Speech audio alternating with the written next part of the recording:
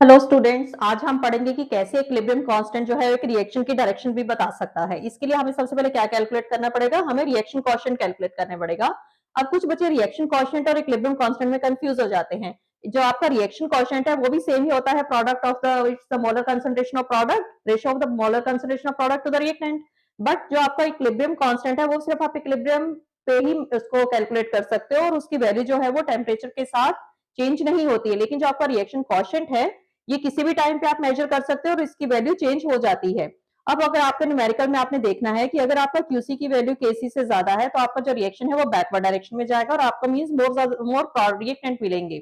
अगर आपकी क्यू की वैल्यू के से कम है तो आपका जो रिएक्शन है वो फॉरवर्ड डायरेक्शन में जाएगा तो आपको ज्यादा प्रोडक्ट्स मिलेंगे।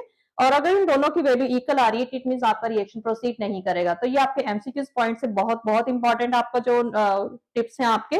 तो इस तरह के और इंपॉर्टेंट टिप्स के लिए आप मुझे फॉलो करिए।